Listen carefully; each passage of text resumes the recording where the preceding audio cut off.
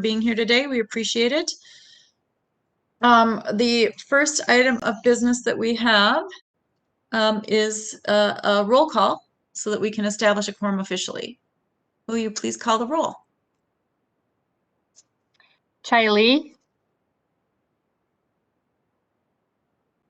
Sorry, here. Deb Barber,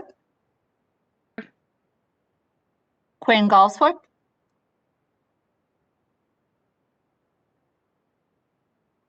Gracie George,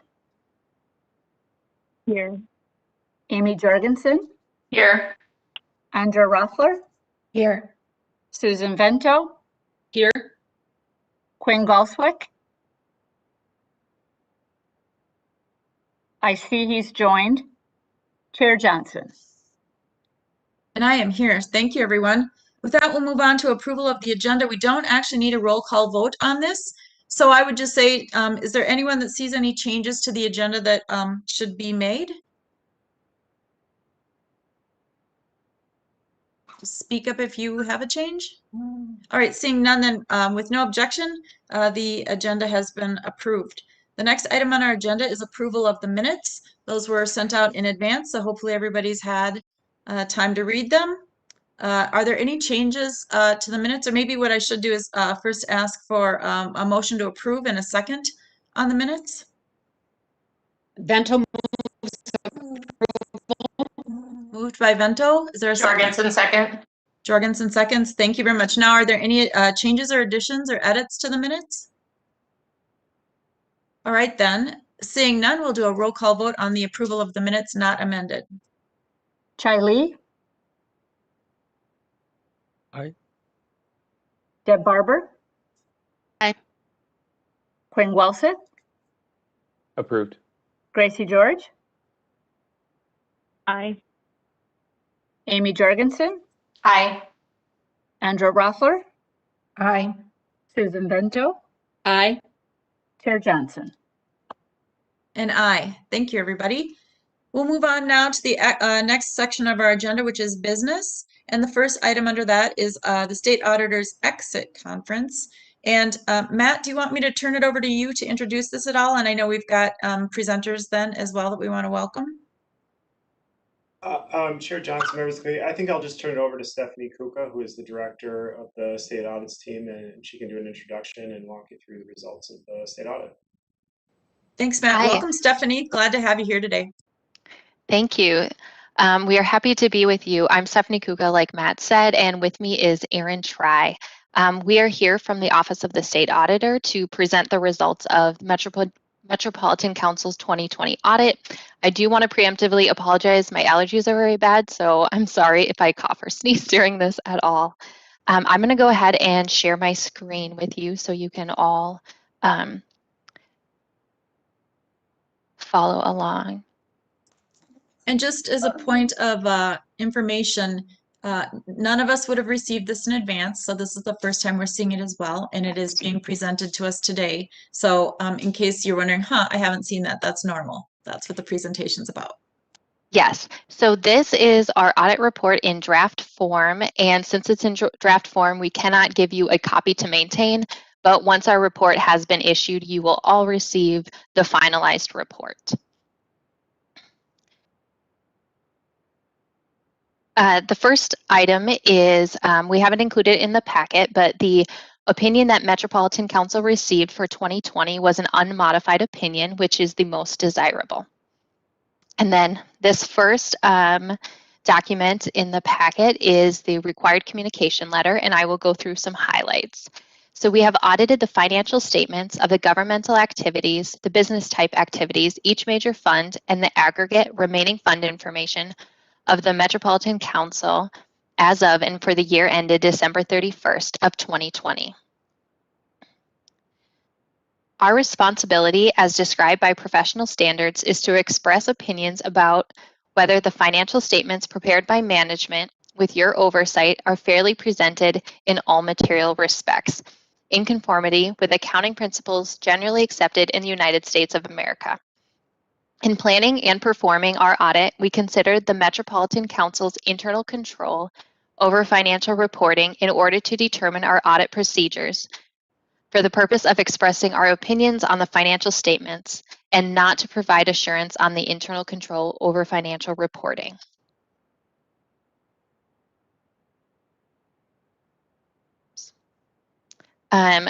Management is responsible for the selection and use of appropriate accounting policies. During 2020, the Metropolitan Council adopted new accounting guidance by implementing the provisions of Government Accounting Standards Board, GASB, Statement Number 85, which is for fiduciary activities, and establishes a criteria for identifying and reporting fiduciary activities. There were no other new accounting policies adopted, and the application of existing policies was not changed during 2020. Accounting estimates are an integral part of the financial statements prepared by management. They are based on management's knowledge and experience about past and current events and assumptions about future events.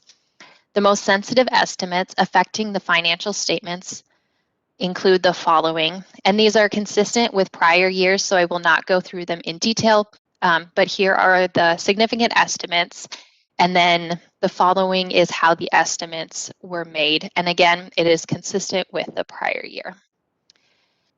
We evaluated the key factors and assumptions used to develop these estimates in determining they are reasonable in relation to the financial statements of each opinion unit. We encountered no significant difficulties in dealing with management in performing and completing our audit. Professional standards require us to accumulate all known and likely misstatements identified during the audit, other than those that are clearly trivial, and communicate them to the appropriate level of management. Management has corrected all such misstatements. In addition, none of the misstatements detected as a result of audit procedures and corrected by management were material, either individually or in the aggregate, to each opinion unit's financial statements taken as a whole. For the purpose of this letter, professional standards define a disagreement with management as a financial accounting, reporting, or auditing matter, whether or not resolved to our satisfaction, that could be significant to the financial statements or the auditor's report. We are pleased to report that no such disagreements arose during the course of our audit. The management representation letter has not yet been sent. The opinion date should be set either yet this afternoon or tomorrow, and once that is set, we will send out the management letter for the appropriate signatures.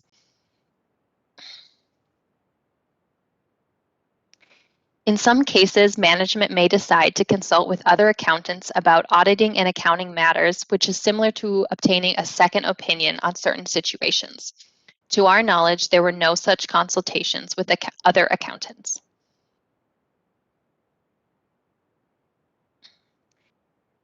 This last item, significant new accounting pronouncements, is just here for your reference. GASB Statement Number 87, leases. It is effective for calendar dates 2022, but Metropolitan Council will implement for 2021 in order to implement with the state of Minnesota. GASB has changed the standards as they apply to leases, and this will result in an increase of leased assets and liabilities required to be reported by state and local governments, which may increase or decrease the entity's net position. The Metropolitan Council staff is already very aware of this new requirement and has been implementing this standard.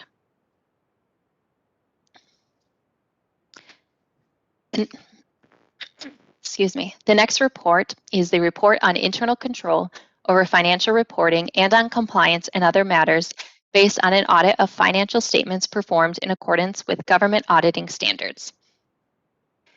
In planning and performing our audit of the financial statements, we considered the Metropolitan Council's internal control over financial reporting as a basis for designing audit procedures that are appropriate in the circumstances for the purpose of expressing our opinions on the financial statements, but not for the purpose of expressing an opinion on the effectiveness of the internal control.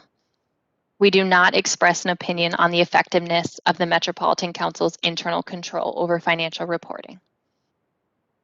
A deficiency in internal control over financial reporting exists when the design or the operation of a control does not allow management or employees, in the normal course of performing their assigned functions to prevent or detect and correct misstatements on a timely basis. A material weakness is a deficiency or combination of deficiencies in internal control over financial reporting, such that there's a reasonable possibility that a material misstatement will not be prevented or detected and corrected on a timely basis.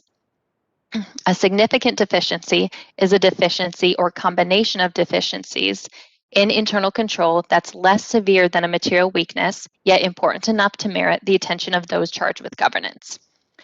We did identify a deficiency in internal control over financial reporting, which is described in the accompanying schedule of findings and question costs as item 2020-001, which we consider to be a significant deficiency. And we will go over that in more detail in a few moments. The results of our test disclose no instances of noncompliance or other matters that are required to be reported under government auditing standards. For Minnesota legal compliance, nothing came to our attention that caused us to believe that the Metropolitan Council failed to comply with the provisions of the contracting and bidding, deposits and investments, conflicts of interest, claims and disbursements, and miscellaneous provisions sections of the Minnesota Legal Compliance Audit Guide for other political subdivisions, insofar as they relate to accounting matters. Additionally, we tested for compliance with the authority to issue public debt.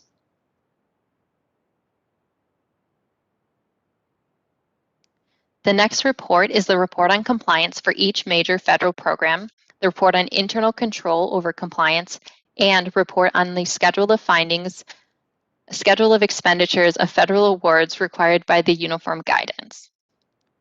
We have audited the Metropolitan Council's compliance with the type of compliance requirements described in the U.S. Office of Management and Budget Compliance Supplement that could have a direct and material effect on the Metropolitan Council's major federal program for the year ended December 31st of 2020. Management is responsible for compliance with federal statutes, regulations, and the terms and conditions of its federal awards applicable to its federal programs. Our responsibility is to express an opinion on compliance for the Metropolitan Council's major federal program based on our audit of the types of compliance requirements referred to above. In our opinion, the Metropolitan Council complied in all material respects with the types of compliance requirements referred to above that could have a direct and material effect on its major federal program for the year ended December 31st of 2020. Management of the Metropolitan Council is responsible for establishing and maintaining effective internal control over compliance with the types of compliance requirements referred to above. Excuse me. We did not identify any deficiencies in internal control over compliance that we consider to be material weaknesses. This last section is on the report on the schedule of expenditures of federal awards, or the CFA, required by the uniform guidance. The accompanied schedule of the expenditures of federal awards is presented for the purpose of additional analysis and is not a required part of the basic financial statements. In our opinion, the CFA is fairly stated in all material respects in relation to the basic financial statements taken as a whole.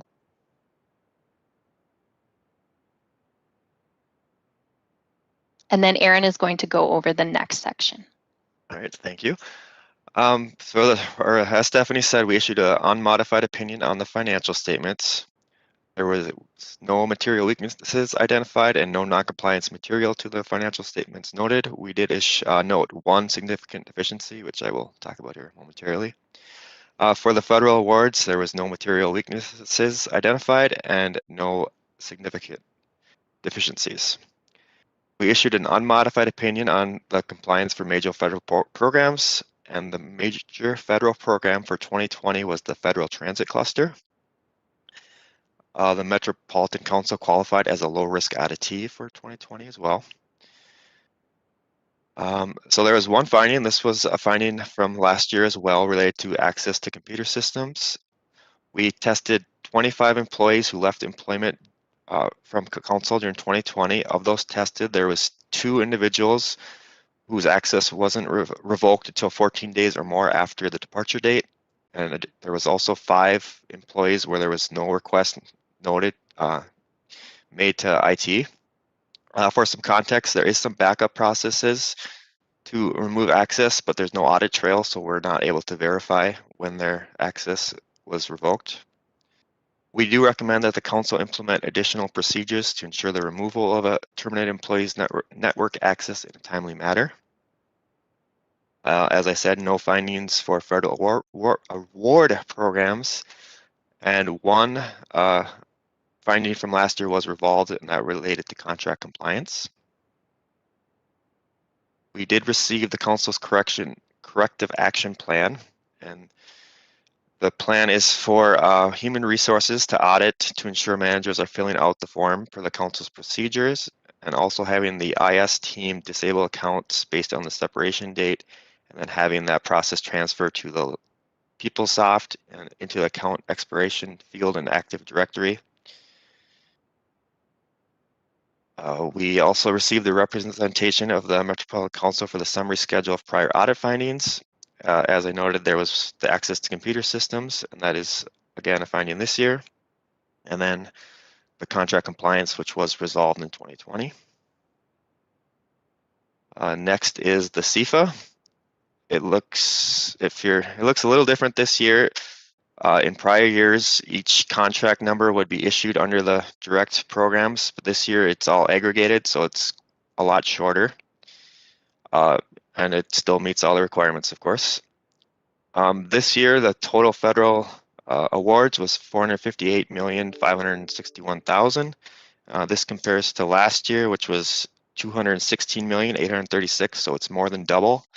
And primarily that is because of all the CARES money received in 2020 that council got.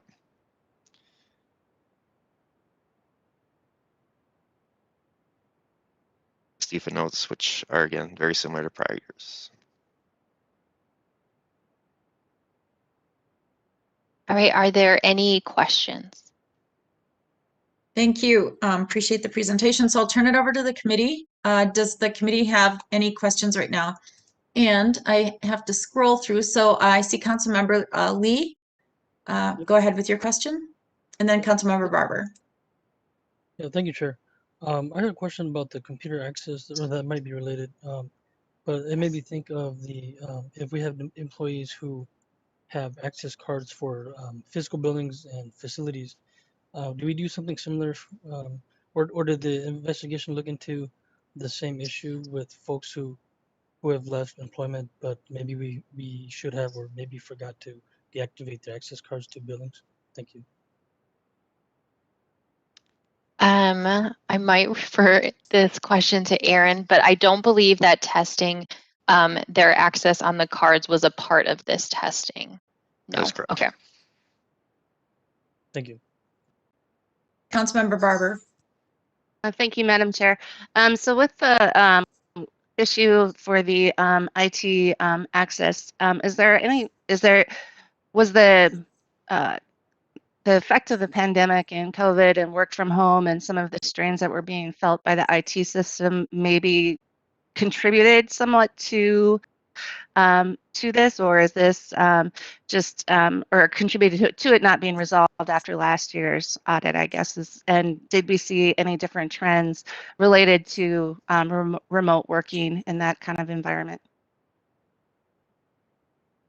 From our point of view, this finding is very consistent with last year.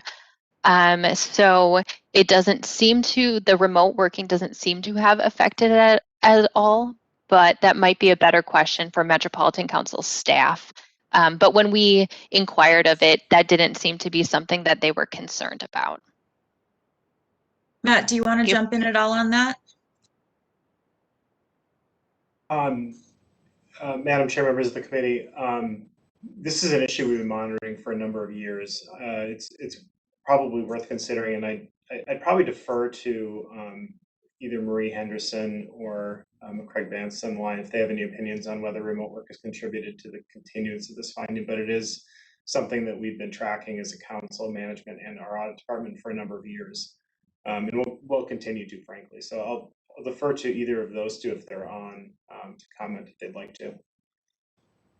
Are there any other comments from Met Council staff on this? Madam Chair, this Go is ahead. Marie Henderson, acting CFO. As Matt alluded to, this is an issue that we have been working on for a few years to get this resolved. Part of probably the 2021 to 2022, we do have a new CIO, and taking this obviously very seriously and making sure that as soon as HR has that information and putting it on to the manager's responsibility to fill out that paperwork as soon as possible. Instead of having a two-step process in having the manager contact both HR and IS, we're going to be collaborating and having a one-step system in hopes that, well, have the system then automate this process and having an Active Directory system that will terminate employees in a timely manner. Thank you. Is there anything else on that? I really appreciate that, Marie, and thank you too, Matt. We chatted about this before the meeting today, and just holding people accountable, making the system more streamlined. Sorry, barking dog. Is on the right track for sure, but it's something that's been dogging us for a little while. So I appreciate the efforts on that. Are there any other questions from the committee? And again, I can't see everybody unless I scroll through. So I can stop sharing. Maybe that will help. I have a question. Yeah. Madam Chair. Committee member Jorgensen and then committee member Galsworth. Thank you, Madam Chair. Just a couple of questions. I didn't catch, so how many years in a row has this been a finding? I know it's been at least 2, but can somebody definitively state how many years in a row? Yep, it's been 2 years that it's been a written finding. Okay, thank you. And then my other question is for the state auditor, how many years in a row have you been performing the audit for the Met Council, and how many years in a row have you done an unmodified opinion? Like me personally, how long have I been? The state auditor's office. Oh, I will have to check into how long the state auditor's office has been auditing the Metropolitan Council. This is my 11th audit with the Metropolitan Council, and it has been unmodified all 11 years. Okay. Thank you. Matt, do you happen to know how long the state auditor's been auditing us? I don't know offhand. I think it's probably Madam Chair, I can look into it and give Matt my update, and he can update all of you if that is appropriate. Thank you. Yeah, that'd be great. I appreciate it. And also, Madam Chair, I just want to also add that state statute is dictated that the Metropolitan Council is to be using the state auditors, and we can check how long that statute has been in place. But we are different than counties and the states themselves. But thank you, Marie. Committee member Galswick. I hope did I say that right, Quinn? Did I You get your did. last? Thank you. Thank you. Just Thank you, making Madam sure. Chair. Okay. Yeah, it's a hard one. The AA throws everyone off. So I want to take a step back from the particular issue and ask a little bit about your approach. Just because in your presentation you talk about the internal controls, and I just want to be clear, what level of detail do you go into in reviewing IT general controls, and do you rely on those as part of your opinion, or is it more of a higher level check to see that there's some basic controls in place, things like access management? So where do you draw that line on that? Aaron, do you want to kind of talk about our audit approach that we went through this year? Maybe some of the areas that we had tested. For IT. IT, yep. So we generally test applications. So we test like the PeopleSoft financial system who has access, and then also for terminated employees, we'll get a sample of all the employees terminated in the year, and then select a sample of those to see when and how their access was revoked. Okay. So And we look at. Oh, sorry. No, go ahead. We'll rotate looking at the different systems that the Metropolitan Council uses.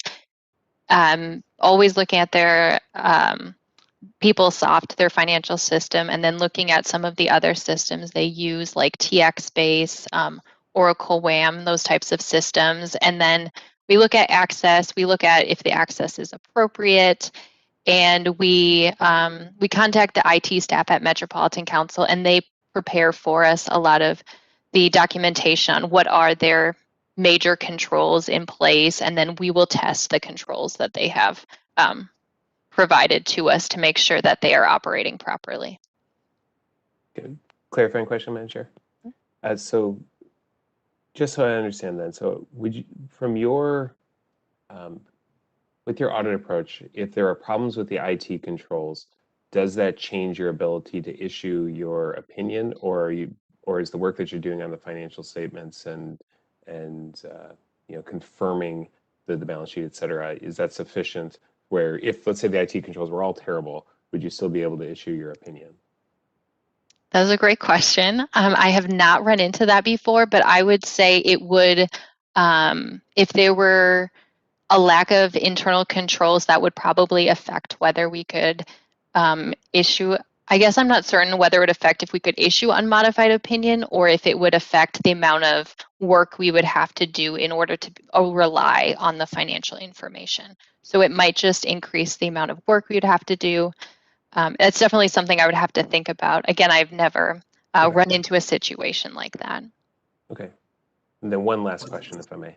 Thank you, Madam Chair. So the last question would be on infrastructure. So do you look at any of the underlying infrastructure controls, or is it just at the application level? So the Metropolitan Council as a whole? When you're doing this work, so for like the PeopleSoft system, you're looking at any of the underlying servers or anything of that nature? Oh, so just related, you're still talking related to IT specifically? Yes,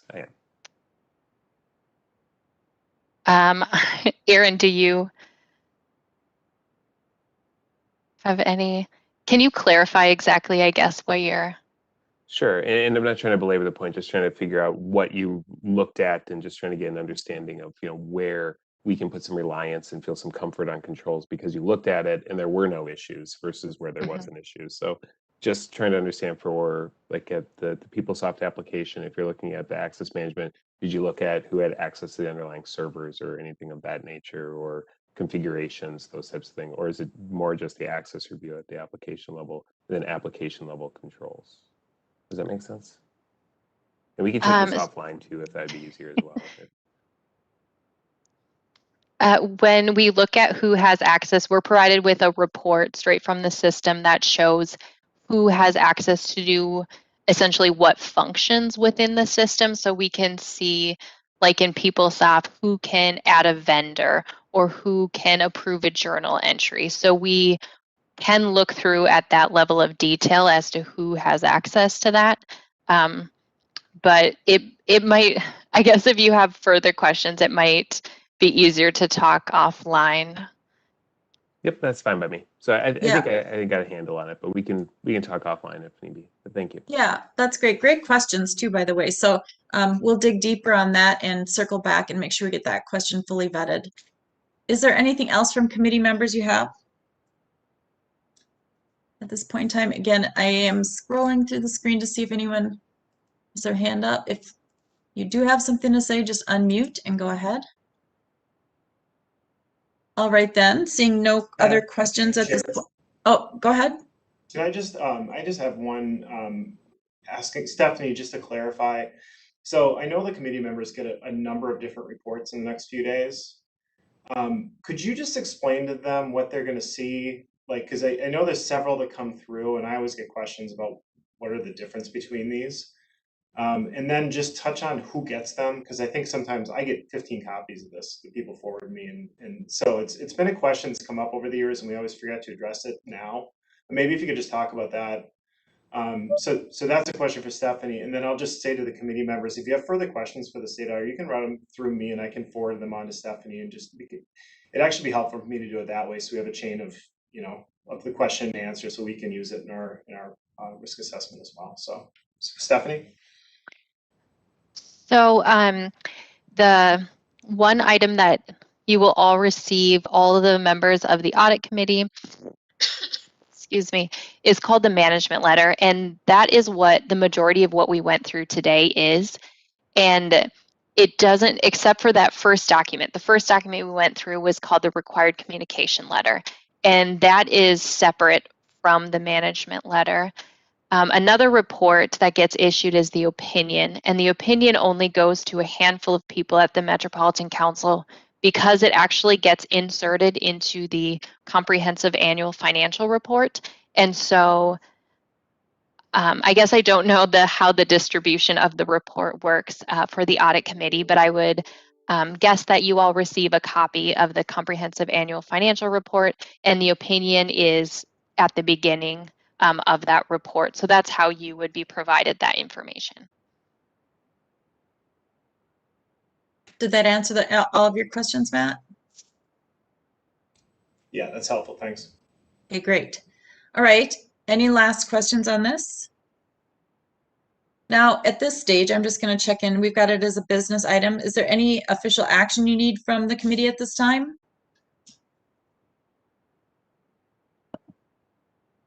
Not on the state auditor's exit conference, but item 2 under business audit plan, the amendment, yes. Okay, great. That is what I thought. Well, thank you very much again, Stephanie and Aaron, for being here. We really appreciate your hard work.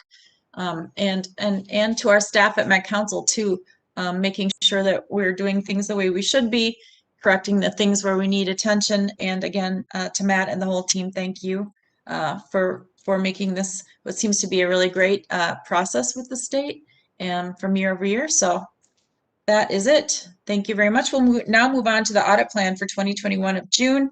And we've got amendments that we'll go over. And at this point, I will turn it over to Matt.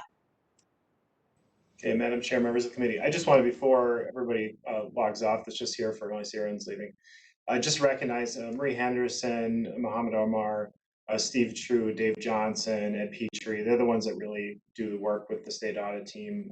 There's a number of other people that contribute. I'm really just in the meeting, so I don't want to appreciate the credit, but it's not mine. It should go to the people who are, a number of other people who are in the room and really have made responding to the state audits kind of a science. So appreciate all their work.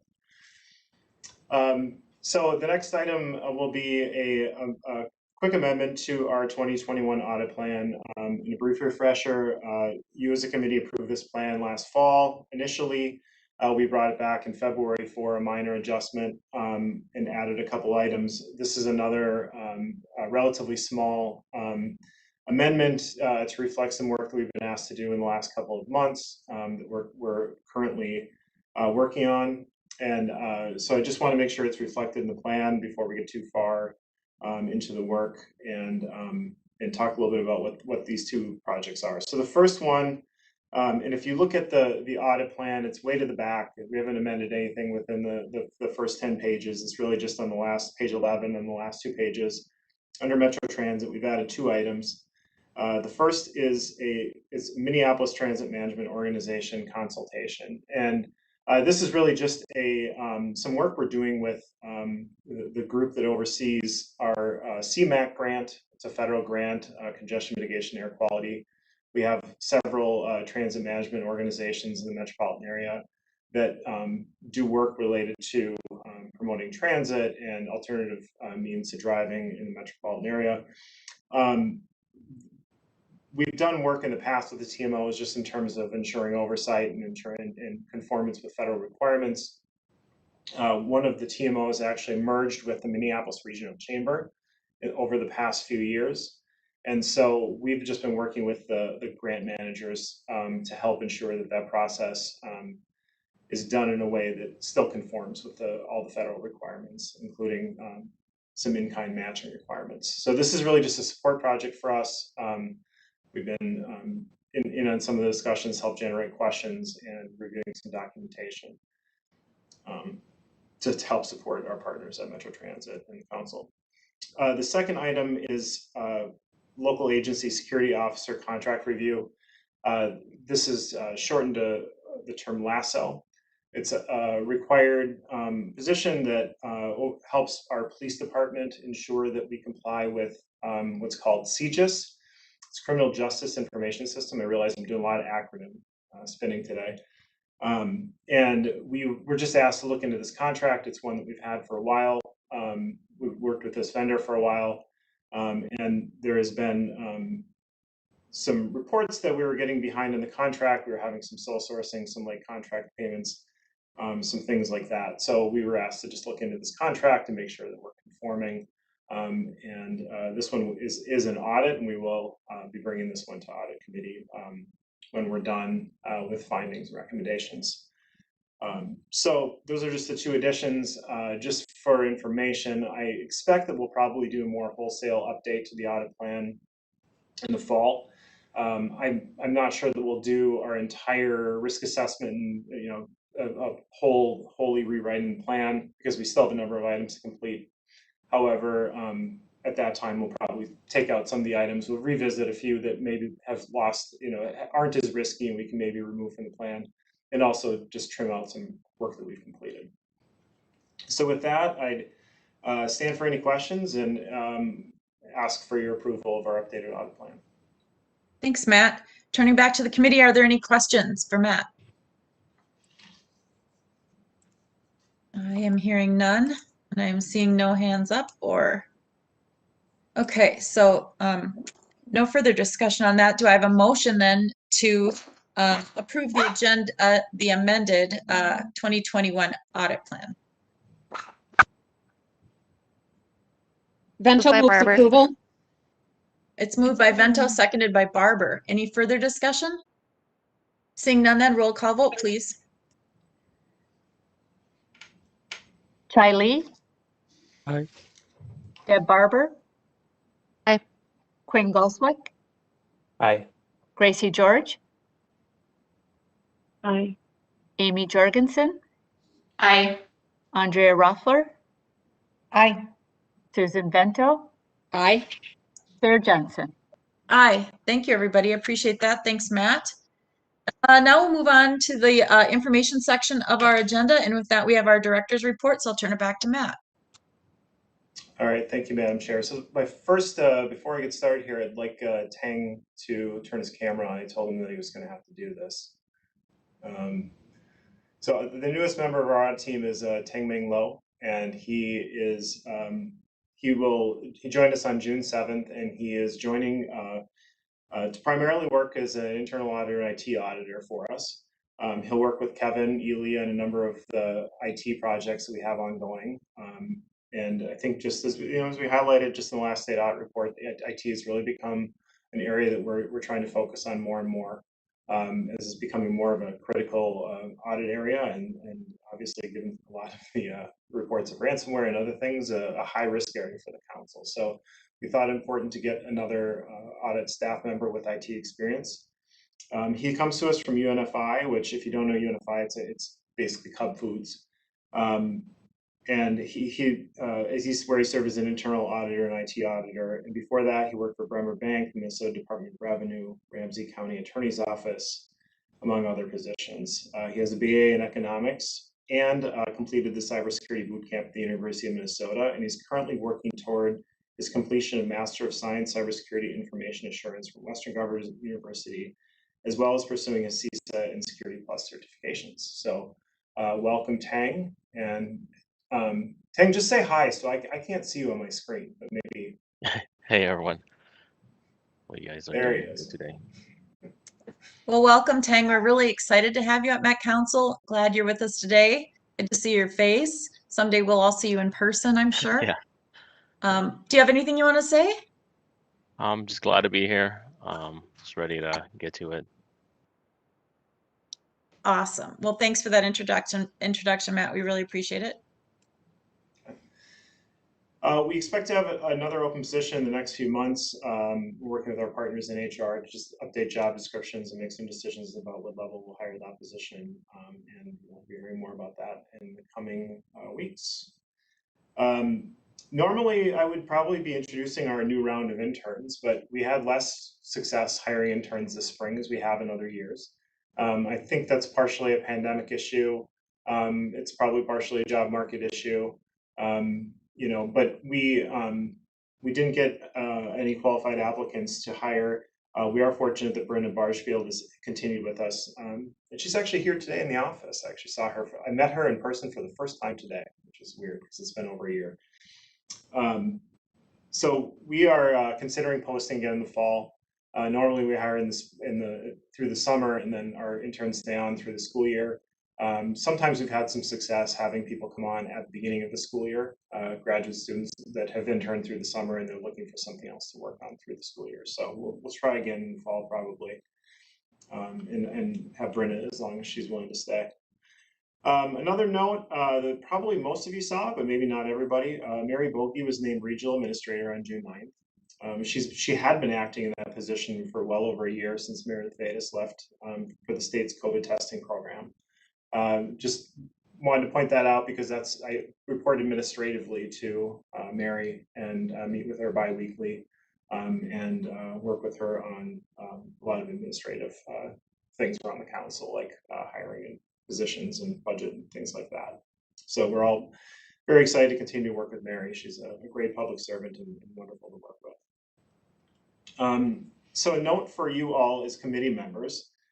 We've talked about this before, but we still plan to stagger the terms of the community members of the council or of the audit committee. We started the process with some of the council staff that work with the council, the actual council, capital C council, to work on how that appointment's going to take place. We have a couple of options in terms of how this is going to work, and I know a few of you, the last time I asked this question, volunteered to be reappointed. We do have to go through a process. We can't just simply reappoint. We have to actually post and go through a process. So we're thinking through how that might work. We're thinking through whether we should do it now or whether we should wait till the end of the 4-year terms and do it then, and then appoint as 2 people to a 4 and 2 people to a 2. I probably would like to engage with a few of you community members to kind of gauge your interest on how long you would like to serve or be willing to serve. We do have a provision in the audit committee charter that says that community members can only serve 2 terms. So we have to think through that would limit some people to 6 years. We could think about maybe waiving that, or we could think about adjusting that. I do expect that we'll come back to the council with an amendment to the audit committee charter to make some changes around this language. I think when we wrote it, it wasn't quite clear enough. So we're going to bring that back as well, just to provide some clarity over how the appointments are made and what the terms look like. So more to come on that. I just wanted to highlight that we haven't forgotten. It just, these are things that take a little bit of time, and we want to think through exactly what the best way to work that out is. If you have any questions, you can ask me at the end of this or offline as well. COVID-19 update, or just a general update. The team continues to primarily telework. As you can probably see, I'm in the office today. I think this is day number 5 total. I'm going about once a week, which for me is very helpful. I find it very nice to get to see some of my coworkers once in a while. Kevin and Brenna are here today. So for some of us, it's been really nice to get back in the office, if not that often, at least occasionally. I think we'll probably be looking at something more robust in the fall, like a lot of organizations. But we've largely been successful at telework. I think that there's been, as a lot of us are probably finding, sometimes certain things can move a little bit slower, it seems. And some of that's just getting access, and people just always feel very busy. But we're working through it, and probably by after Labor Day, we'll have a few more of us back in person. So I continue to serve on the incident command structure for the council. I've been the planning chief now for about 15 months since the beginning of the pandemic. We are starting to wind down a little bit. We've started to have that conversation about when does the incident command structure end and when do we go back to normal operating business. I expect that that'll probably take place sometime over the summer. One of our big charges as planning chiefs was to think about how to slowly bring people back to the office, and as I'm here, we're starting to do that. And so the next step is really more the large scale bringing staff back, and we just have to decide at what point does that just become normal operating business and less of an incident command issue. So we're working through that. Hopefully in the next couple of weeks, we'll be sort of standing down our role as planning chiefs and handing back any responsibilities we have there. And I will be very happy just to focus on my day job. Getting to some of our audit work, you just heard about the state audit, the completion of the state audit. In terms of external audits, we have an IRS bond audit that is still ongoing. And actually, I late after I kind of published this report, I do have some results of the FHW MPO audit. I might just send that to you offline. I haven't even had a chance to really go into detail and review it yet, so I will. I'll send those to this committee.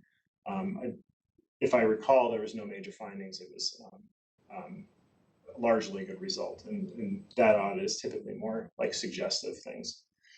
But you'll see that in the coming days. In terms of our internal audit plan, you'll hear about the technology asset management audit today. It's completed, and we finished a police benchmarking consultation, which is really just a research project looking into what other police agencies do in terms of information sharing. Open source information, we just looked on, basically did some web searching with some of our interns to find information, provide that to the Metro Transit. We have a lot of work ongoing. We have audit and electric bus procurement, the C line that is nearing completion. We're just following up on a few last issues. We continue to support the council and the Southwest Light Rail by reviewing change orders and pay apps for the civil construction contract, as well as supporting them with certain tasks and review of federal provisions when they need a second look on things. Working on audit of MnDOT funding agreements, workers' compensation, transit facility security, Metro Transit safety. And by safety, I mean more employee safety, not on the rails safety or buses safety. It's more how we're complying with internal safety requirements. I mentioned the TMO consultation, the LASSO contract review, a contract negotiation, which is our non-standard agreement audit, and some work with our communications department as they are looking at auditing their own processes and communications. So a lot going on. As you can see, the team has been hard at work. This is, we are probably very close to being done with a lot of these, and by the next committee, we should have a pretty full agenda of work that we'll be reporting on some capacity or another. I've talked to you as a committee about follow-up. I'll talk about this in a second too, but our database is largely operational. The last few weeks, we've been actually just vetting through the data, doing some comparisons to our folders, making sure everything is updated and accurate in terms of a data integrity standpoint, and also working with IS on reporting of our work, findings, and follow-up and recommendations. I hope to have more quantitative results. We're just not quite there yet. We're still working through some bugs on the reporting and updating the information. We do have, I expect that this section will continue to be a place where we'll have quantitative and qualitative results, and also a little discussion of time that we'll devote to follow-up, because I know those are questions you've asked. We do have a couple of areas, the parks, payroll, ES stockrooms that we have been tracking and are considering potential for follow-up testing. We haven't made any final decisions on any of those quite yet. Probably by the next committee meeting, we'll have a little more robust discussion here about follow-up activities. Another section of this report that I'm going to start reporting more quantitatively, fraud and ethics investigations. There's been a lot of discussion at management committee about getting more information about our investigative work. We are considering how to best contribute to that report overall at the council of how we're doing investigations. And then in this section, I'd like to just focus on fraud and ethics for this committee. So again, it's sort of the same thing with the other data. It's something we're working through in terms of quantitative, how we'll present this, thinking through the data practices, ramifications here. Just for this committee right now, we have we've been primarily contracting with third parties to complete our investigations, and we completed 2 related to workers' comp fraud this spring, and we have 1 ongoing that is more of a personal use of benefits type investigation. The strategic plan, we've started our strategic plan last year. It's on the audit plan. We've picked that up again. It's one of those tasks that got a little bit set aside because of the pandemic and just some other priorities. But Julia Quayle and I have been refocusing on developing our draft goals and objectives. I expect that we would like to engage this committee, committee members in our strategic planning process in some way. At a minimum, in the next few weeks, you'll probably hear from me via email with a draft. And I am open to a few different options in terms of how to best accomplish getting your feedback. If there are people besides me you'd like to hear from, if there's questions you have, if there's a session we want to schedule special for our department, we want to make sure that our department is focused on reducing the risk for the council in the best way we can. And we want to put that in writing in a strategic plan form along with a staffing plan that'll help us achieve those goals. So more to come on this. We probably over the course of the next 2 to 3 months, we'll come up with a strategy where we'll engage both you as a committee, our senior leadership, as well as some of the members of our team in developing our strategic plan. And for certain, it'll come back to this committee for approval. So I just want to make sure that when we do that, you feel like you've seen it before and you've been engaged in the process to the extent you want to be. Ethics compliance, we rolled out our ethics point reporting tool last fall, and it has been largely successful, I think, in terms of implementation. I don't receive all the complaints, but I received some of them. The last one I received was complaint number 45. So within 6 to 8 months, we've had nearly 50 complaints come through the system. Some are very relevant. Some are just, they're not exactly what we were hoping for within an ethics compliance system, but we're continuing to work through how we can better advertise, some behind the scenes work with updating policies and procedures, and updating our processes for how we make sure that system also has valid and updated data. So more to come in that. The database I mentioned, we're continuing to work with IS and within our department to make that system effective. And then within our department, we're working on updates to our audit manual, work instructions templates, work that's kind of just continuous improvement as we all sort of gain experience and work with each other, and to make sure that we're up to speed and in conformance with IAA. So that's all I have. With that, I'll stand for questions. Thanks, Matt. So I'll turn it back to the committee. Does anyone have any comments or questions? Madam Chair.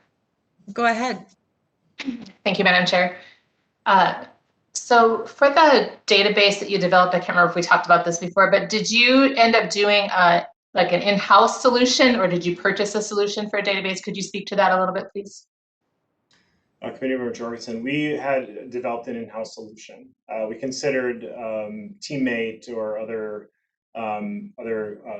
external solutions, but I think just the way our team operates, we thought that just developing a relatively simple, a tool that would have sort of cross-tabbing and reporting functionality would work for us.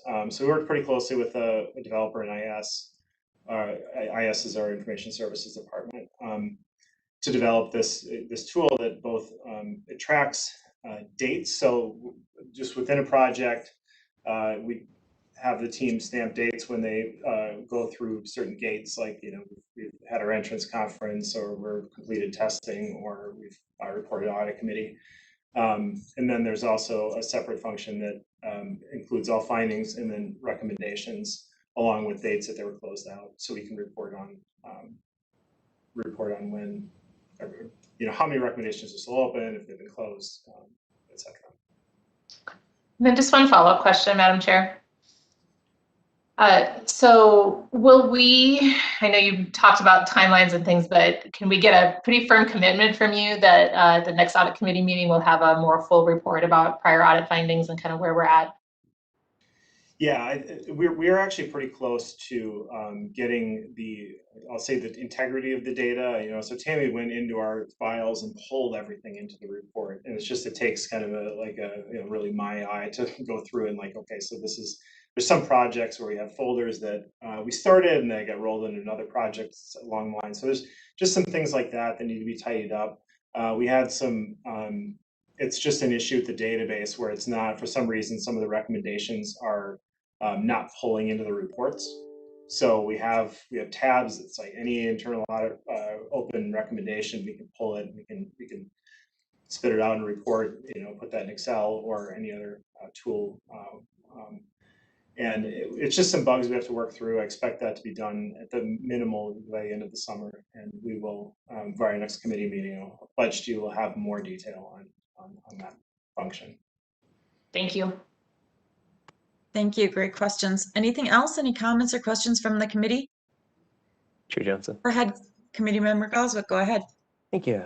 Auditor LaTour. So I want to talk a little bit about the ethics and compliance, the ethics point line. So you made the comment that you are not receiving all of the reports. Could you speak to who is receiving the reports? I know you're still working through some of the process flow, et cetera, but are there plans for you to at least have visibility in what those reports are, even if your team's not acting on it? Or what do you see the kind of long-term setup there? Committee Member Goswick, that's a really good question. So there are about 15 issue types within Ethics Point, including an other, that a reporter can select. I get anything related to fraud, I think data practices, a couple other categories. If it's discrimination, it goes to Cy Jordan, the Director of OEO. If it's anything HR related, so it's like respectful workplace, forget all the issue types and how they're worded, but those types of investigations that would normally, or complaints would typically go to an HR function, go to Marcy Simon, the Director of HR. So when I say I don't get all of them, I get the ones that are assigned to me. So there's only 3 of us that receive all of the complaints. Julia and Tammy are super users. So Julia Quell, who's my audit manager, is a super user. We can see everything.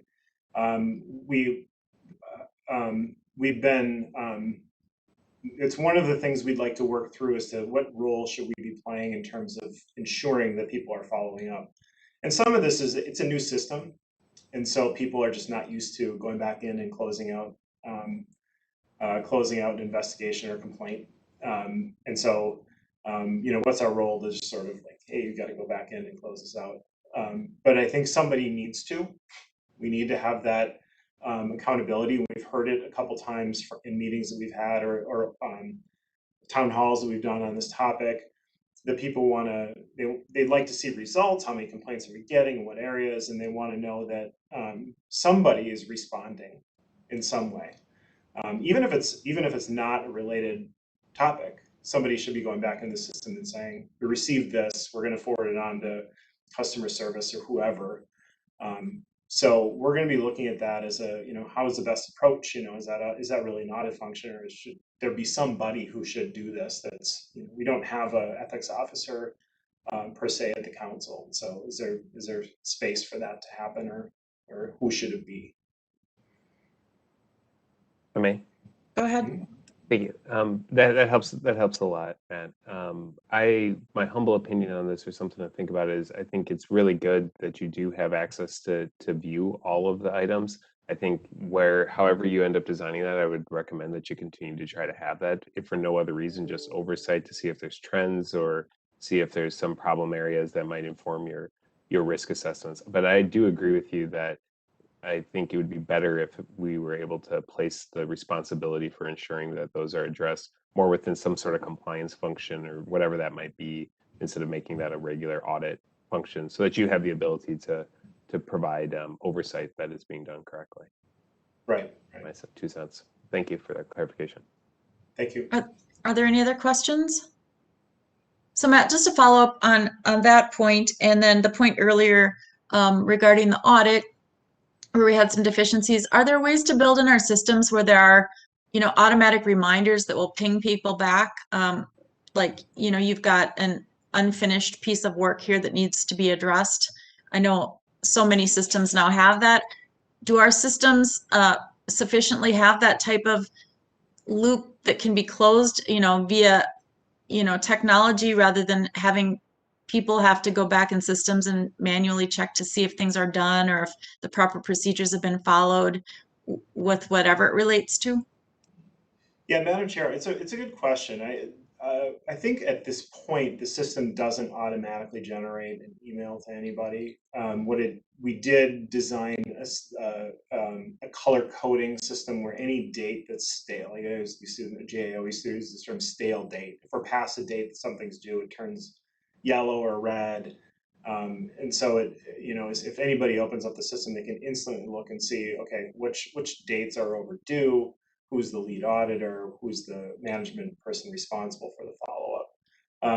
So we've largely so far conceived of that as just being probably a responsibility of the audit staff or potentially Tammy once a month to go in and make sure people are notified. That's something we could approach with IAS to see whether it's possible to do that, to build in a function that would automatically alert people if there's an overdue date.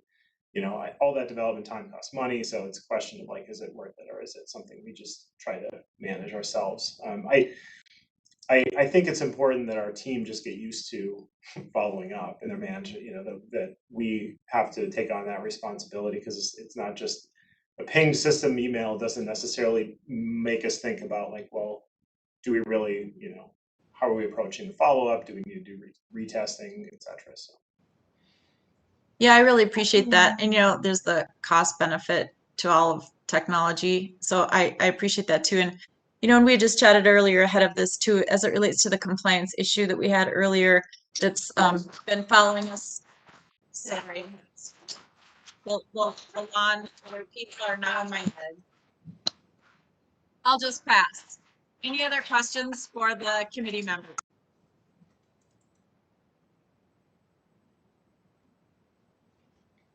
So sorry. Matt, I'll just talk to you offline about my last question because it's minor. So seeing none, then thank you, Matt, for your director's report. Really appreciate that. With no other questions, we're going to move it on to our technology asset management audit. And we've got our auditor in charge, Kevin Ely, who's with us, and our IT auditor, Timothy Larson. And unless, Matt, you want to say anything ahead of time, we can turn it over to them for their presentation. I don't, other than I'll just, I think I saw Craig Bantz join the conversation as well, our CIO, so he'd be available for questions after the presentation. Great.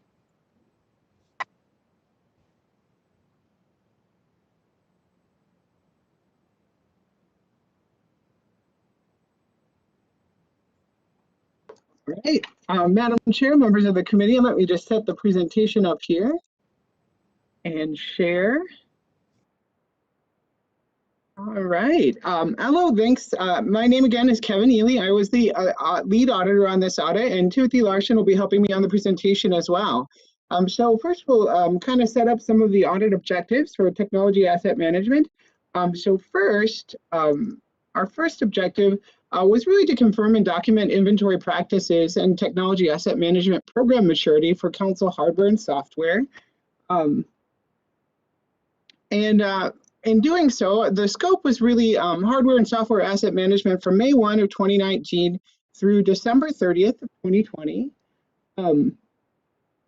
We additionally worked on getting management responses. So we did want to note that management responses are pending for this audit, but we did also get to review all of the findings and recommendations with management. So that is something that was completed. So observations. First, we wanted to note that our criteria for this really were the National Institute for Standards and Technology, the NIST framework for improving cybersecurity for critical infrastructure. And so the NIST CI for cybersecurity framework was the set of controls that we measured against, as well as using some ISACA guidance for background and also for some software licensure management. So observations. First, our procedures or work instructions did not exist to standardize the use of service tickets for asset deployment and disposal. Roles and responsibilities were not well defined or reviewed in procedures, work instructions, or job aids.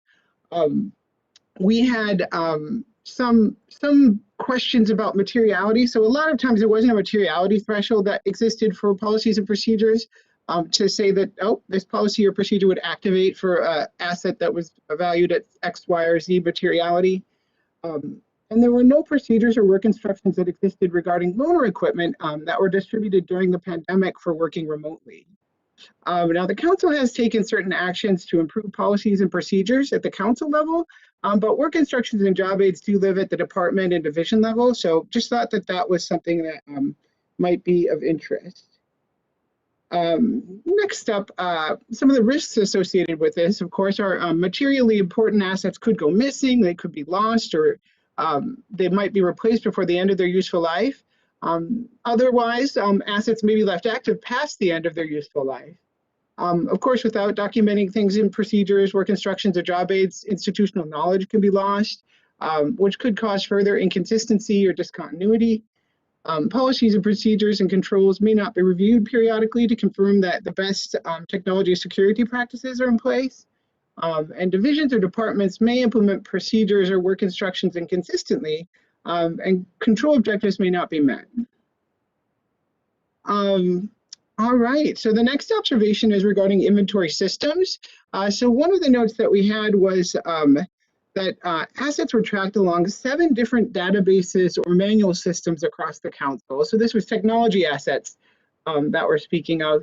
And of course, there were differences in the quality and completeness of attribute tracking between the inventory systems that are being used. So NIST puts forward a set of core attributes that we would be tracking. So their core attributes are listed here, as well as a set of supplemental attributes that are continued in supplemental guidance. So those are like cost, criticality of an asset, the sensitivity of the data on the asset. And so those are sort of the set of criteria, the asset attributes that we were looking at tracking, and compared what we are tracking next to this, this standard. So some of the risks associated with inventory systems included that system controls may not adequately track all of the core attributes, which can limit the integrity of data, attribute data. Inventory data may not be sufficiently useful to inform decision-making and planning. And of course, a lack of inventory audits may make inventory data unreliable, which could negatively impact planning and life cycle management for technology. And our next section is on lifecycle management. So here we observed a variety of practices being employed across the council, anything ranging from purely relying on institutional knowledge to relying on budget planning processes to having a handful of informal planning documents. The risks that we identified here kind of fell into 2 buckets, the first being security-related risks with the physical asset itself, as well as the information on the asset. And then there were a variety of cost-related risks, so anything to do with maintaining older assets or unexpected failures, or just that the council may not be performing cost-effective planning. Next slide.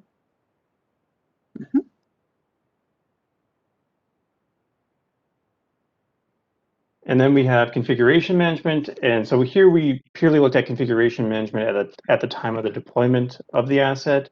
And similar to lifecycle management, there were a variety of approaches or practices being used. For the baseline configurations that did exist and that we observed, it wasn't necessarily based on any sort of formal or established documented procedure or checklist. It was primarily relying on the technician or the employee's professional experience. Additionally, we observed that no audits or reviews or verifications had been performed to confirm configuration settings were based on security practices. And then we couldn't find any document or procedure that outlined the separation of duties. So the risk here is that it just opens the council up to a variety of security threats. Moving on to asset disposal. So here the council uses 2 vendors to dispose of technology assets. The council had been using one particular vendor for a number of years prior to them obtaining their NAID certificate, which is the National Association for Information Destruction. The certificate itself is not necessarily a requirement, but it is considered good practice and it does meet the compliance requirements for HIPAA and PCI. Additionally, we also found that there were no policy or procedure or documents relating to how these vendors are managed.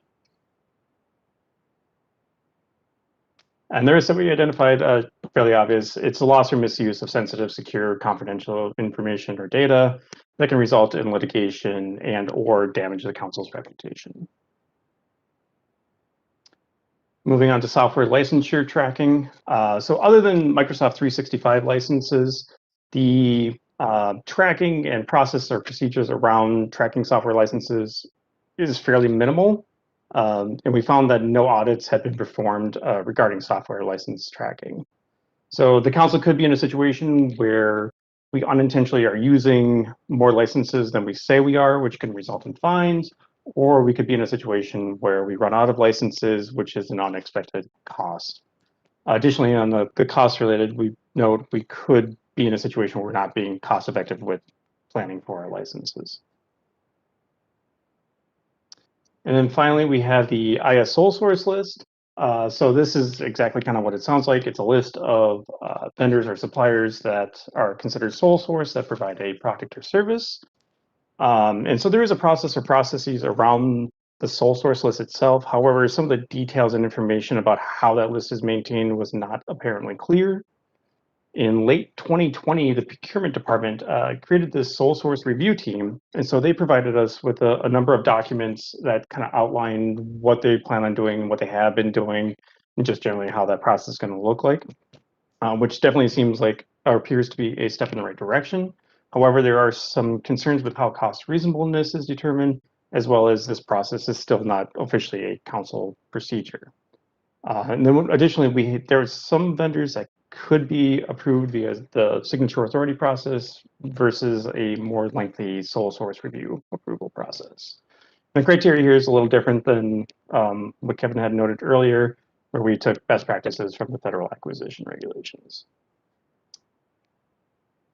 And then the risks, so there's general inefficiencies and unnecessary expenses, but probably the more concerning one or more important is the potential perception or actual conflict of interest and accountability issues when the sole source process isn't as well documented or detailed. And with that, we'll take your questions. Thank you for that report. I'll turn it back to the committee. Are there any questions at this time on this report? And I am trying to get to where I can see committee members' faces. There we go.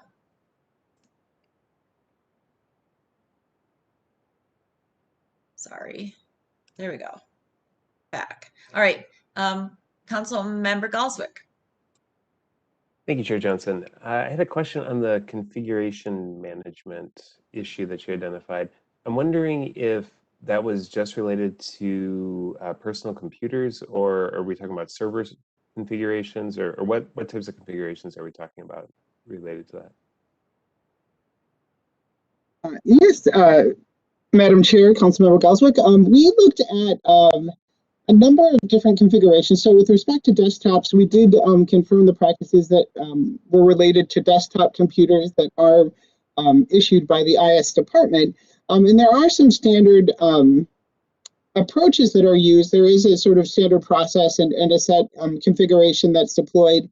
But part of it was that there wasn't anything, any information available about how that standard configuration was arrived upon, and also a procedure that notes that at deployment, this is the configuration that's being deployed, this is how frequently it's reviewed. So that was, with respect to laptops, the situation. We did note that there are other configurations that exist for switches, routers, servers, and there are certain things that are in place, but it isn't necessarily easily documented how certain baseline configurations are deployed or arrived upon.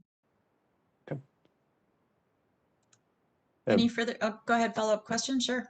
Yep, one other, it's unrelated, but one other question. So as it relates to the disposal of devices, do you know if there's any sort of sanitizing of the hard drives, et cetera, before it goes to the vendor that would reduce the risk, or are they going to the vendor in a form that'd be accessible to the vendor? So either some sort of full disk encryption or something, or are they being wiped, I guess, before it goes over?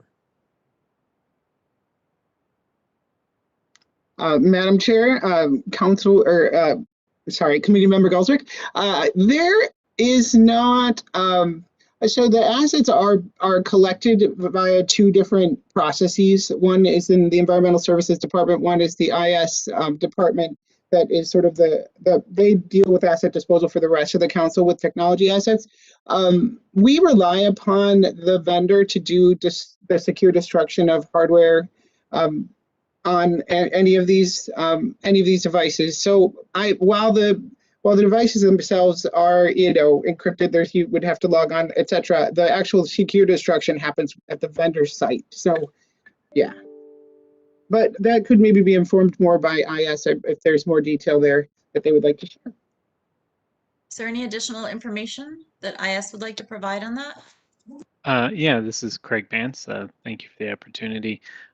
IS does encrypt all of our devices that we manage when they're deployed. We do not delete or securely erase those devices before they are handed to the vendor, but under the terms of the agreement with the vendor, they are to do so in accordance with the standard previously referenced. Thank you. Perfect. Great. Are there any other questions? All right. Seeing none, I guess then we're on to just the last piece of business, and that is just letting you all know that we're going to have another audit committee meeting, and we'll propose dates later this fall. We'll select a date. Is there anything else, Matt, that you'd like to wrap up with before we adjourn? I don't think so. I just a note on the audit committees. We've actually got a couple of jury duty segments to work around in the fall, and I've got to figure out whether we have too much for one meeting and maybe we'd have two. So stay tuned. We'll communicate probably in the next month or so about what to expect.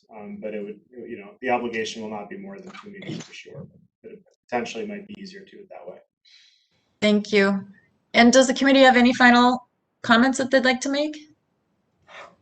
All right, then, seeing none, thank you to everybody who's been on the meeting today. I appreciate all of the hard work that's been put into the reports, certainly continuing with our audit plan and moving forward with that.